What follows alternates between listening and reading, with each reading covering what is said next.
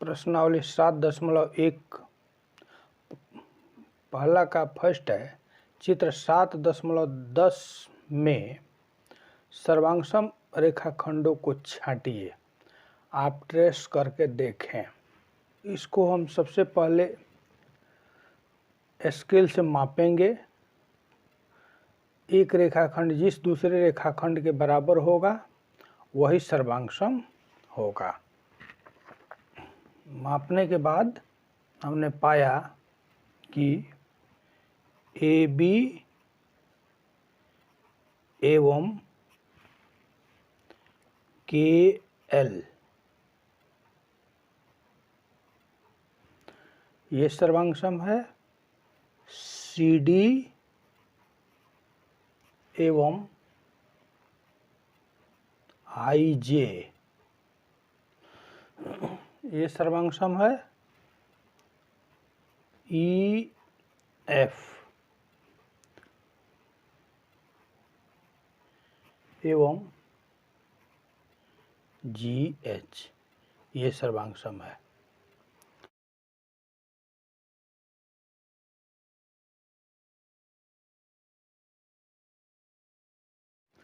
दूसरा है सर्वांगसम रेखाखंडों को मापिए।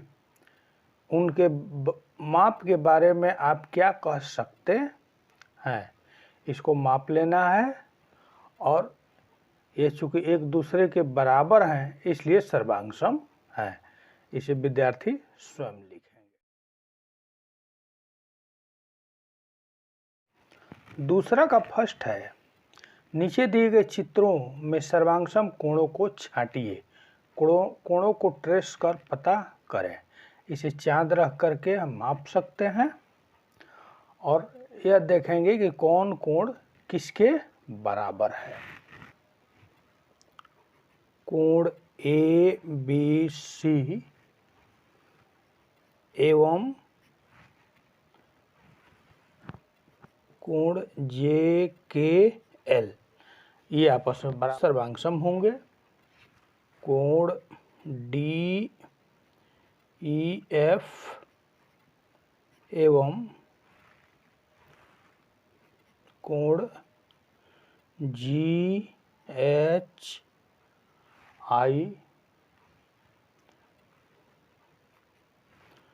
कोण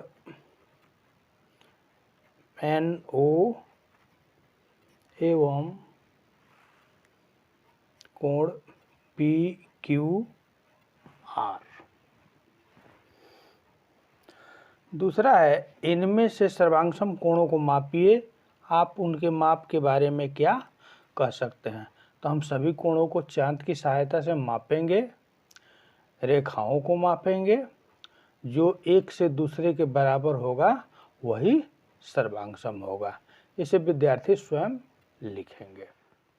अब तीसरा है कोण ABC तथा कोण DEF सर्वांगसम है। यदि कोण ABC का माप 70 डिग्री हो तो DEF की माप क्या होगी।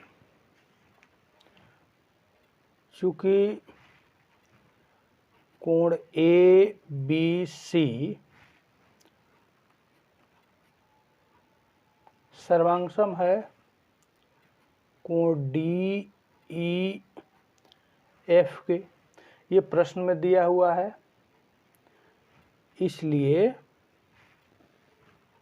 कोण ABC बराबर कोण DEF। अब चूंकि कोण ABC बराबर 70 डिग्री है इसलिए कोण DEF बराबर 70 डिग्री। ये होगा आंसर।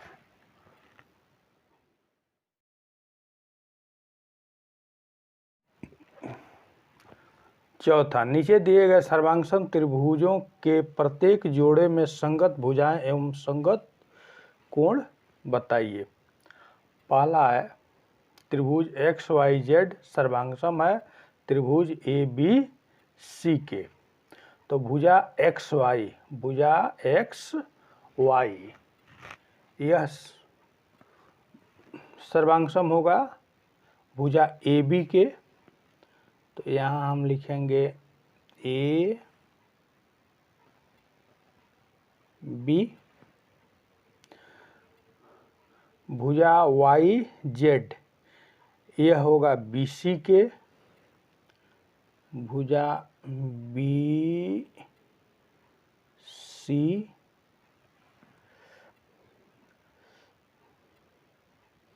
एक वाई एक्स जेड यह सर्वांग होगा ए सी के।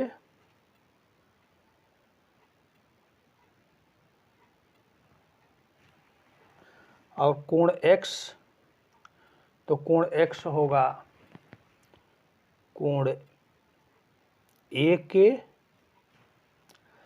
कोण y यह होगा कोण b के। और z यह होगा कोण c के। इसी प्रकार दूसरा में त्रिभुज ए बी सी सर्वांग है त्रिभुज ए बी डी के। त्रिभुज ए बी सी सर्वांग है त्रिभुज ए बी डी के। तो ए बी बराबर यानी सर्वांग होगा बी ए के। बी सी होगा ए डी के। और ए सी होगा बी डी के। इसी प्रकार कोण ए बी सी यह होगा, जगह नहीं है इसलिए थोड़ा नीचे लिख रहे हैं, कोण बी ए डी के। कोण बी सी ए यह होगा ए डी बी के। कोण ए डी बी और कोण बी ए सी सर्वांग होगा कोण ए बी डी के। तीसरा है त्रिभुज ए बी डी सर्वांग है त्रिभुज सी डी बी के। ए बी डी सर्वांग है सी डी बी के। तो ए बी बराबर सी डी यानी सर्वांग C D. B D D B A D C B. कोण ए बी डी बराबर नीचे लिख रहे हैं जगह के अभाव में कोण सी D B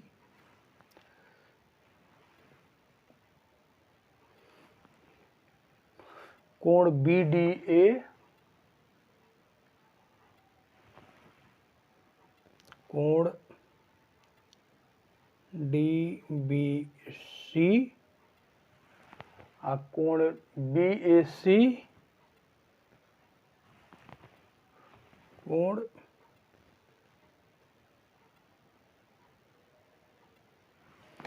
A B D. पांचवा कह रहा है कि दो वर्ग जिसकी भुजाएं समान है क्या वे सर्वांग होंगे। तो हाँ। छठवां, एक आयत की लंबाई 10 सेंटीमीटर चौड़ाई 8 सेंटीमीटर तथा दूसरे आयत की लंबाई 12 सेंटीमीटर तथा चौड़ाई 8 सेंटीमीटर। तो दोनों आयतों को सर्वांग करने हेतु पहले आयत की लंबाई को कितना बढ़ाना होगा। तो यह 10 है, यह 12 है, यहाँ 8 है, यहाँ 8 है, यानी ये तो बराबर है, तो इसे भी बराबर करना हो, यानी पहले वाले में 2 सेंटीमीटर की वृद्धि करनी होगी 2 सेंटीमीटर।